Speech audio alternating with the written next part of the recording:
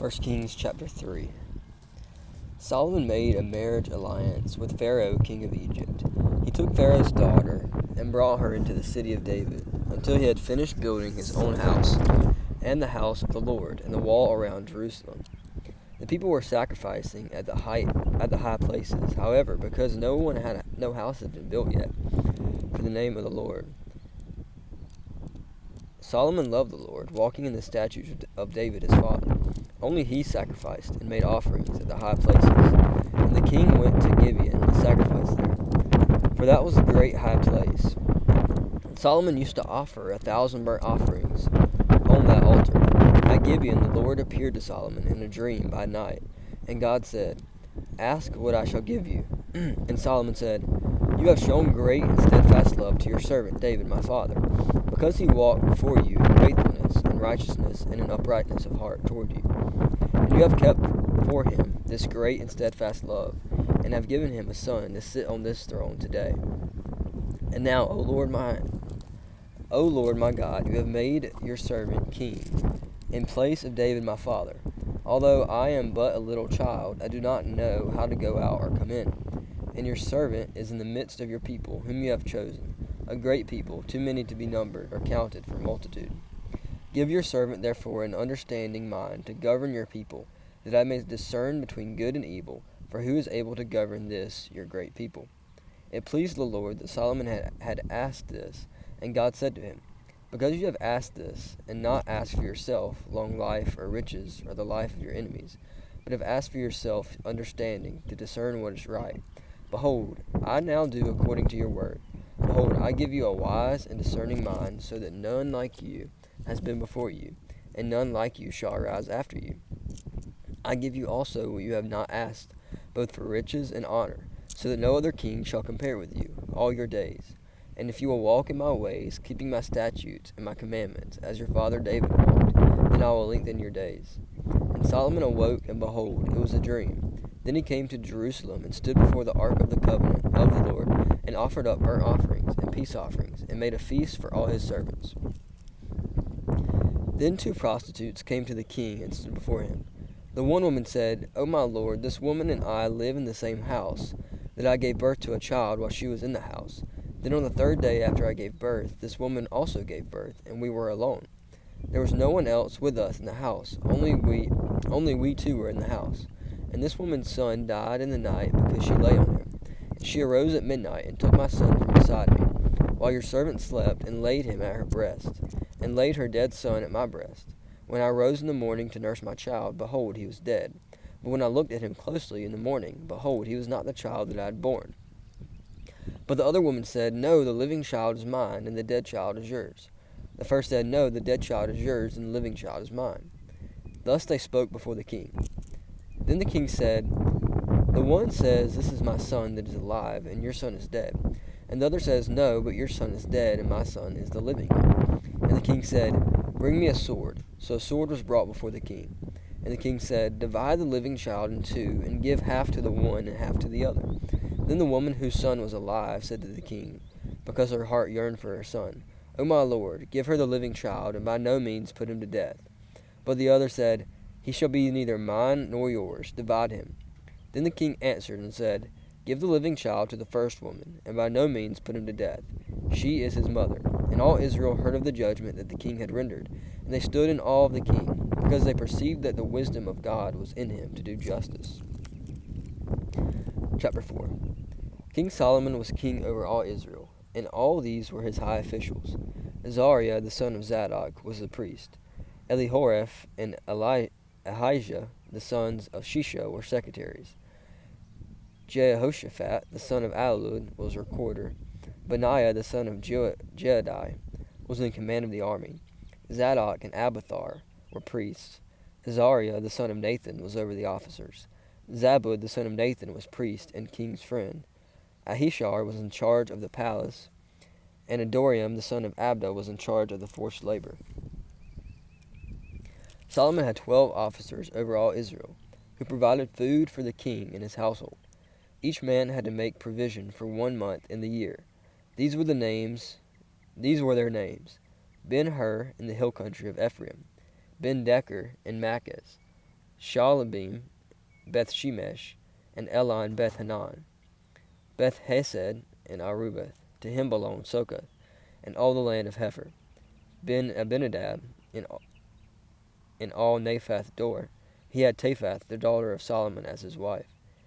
Benaiah, the son of Ahilud, and Tanat, Medigo, and all Beth Shean, that is beside Zarethan, below Jezreel, and from Beth Shean to Abel Meholah, as far as the other side of Jokman. Ben Geber, and Ramoth Gilead. He had the villages of Jair, the son of Manasseh, which are in Gilead, and he had the region of Argob, which is in Bashan, 60 great cities with walls and bronze bars. Ahinadab, the son of Iddo, in Manahem, Ahimaaz in Naphtali. He had taken Basemath, the daughter of Solomon, as his wife. Baana, the son of Hushai, in Asher and Belath. Jehoshaphat, the son of Parah, in Issachar.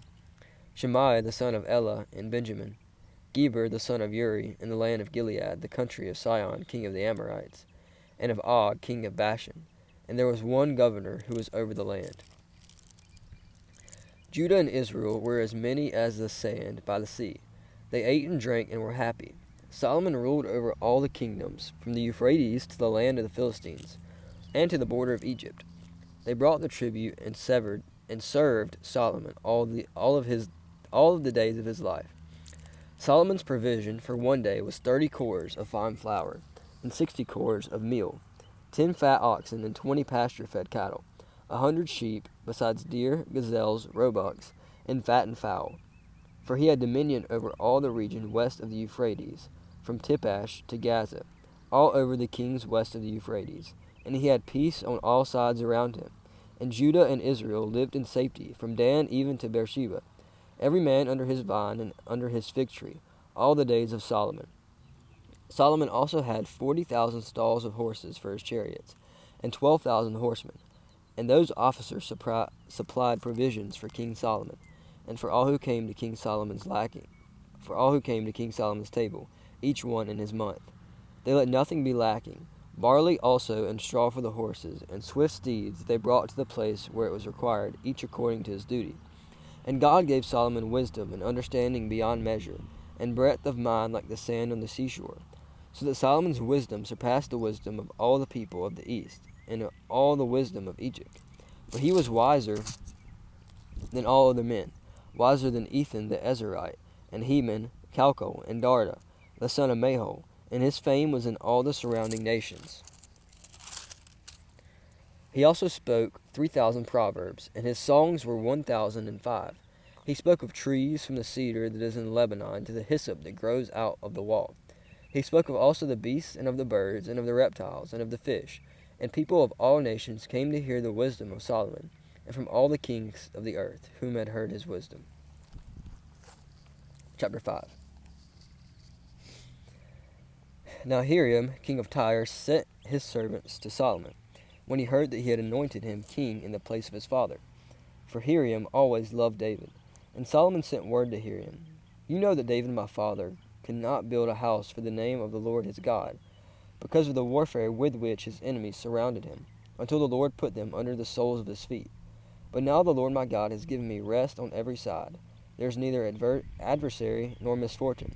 And so I intend to build a house for the name of the Lord my God, as the Lord said to David my father, Your son whom I will set on your throne in your place shall build the house for my name. Now therefore command the cedars of Lebanon be cut for me, and my servants will join your servants, and I will pay you for your servants such wages as you set. For you know that there is no one among us who knows how to cut timber like the Sidonians. As soon as Hiram heard the words of Solomon, he rejoiced greatly and said, Blessed be the Lord this day, who has given to David a wise son to be over this great people. And Hiram sent to Solomon, saying, I have heard the message that you have sent me. I am ready to do all that you desire in the matter of cedar and of cypress timber. My servant shall bring it down to the sea from Lebanon, and I will make it into rafts to go by sea to the place you direct. And I will have them broken up there, and you shall receive it. And you shall meet my wishes by providing food for my household. So Hiram supplied Solomon with all the timber of cedar and cypress that he desired, while Solomon gave Hiram 20,000 cors of wheat as food for his household, and 20,000 cors of beaten oil. Solomon gave this to Hiram year by year, and the Lord gave Solomon wisdom, as he promised him, and there was peace between Hiram and Solomon, and the two of them made a treaty. King Solomon drafted forced labor out of all Israel, and the draft numbered 30,000 men, and he sent them to Lebanon, 10,000 a month, in shifts. They would be a month in Lebanon and 2 months at home. Adoniram was in charge of the draft. Solomon also had 70,000 burden bearers and 80,000 stonecutters in the hill country. Besides, Solomon's 3,300 chief officers who were over the work, who had charge of the people who carried on the work. At the king's command, they quarried out great, costly stones in order to lay the foundation of the house with dressed stones. So Solomon's builders and Hiram's builders and the men of Gebal did the cutting and prepared the timber and the stone to build the house.